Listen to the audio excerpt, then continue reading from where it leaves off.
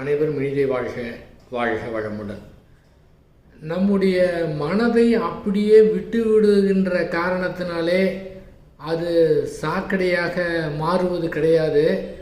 தன்னுடைய தொடர் இயக்கத்தின் காரணமாக அது தன்னைத்தானே சீரமைத்து கொள்கின்றது, தன்னைத்தானே தூய்மை செய்து கொள்கின்றது.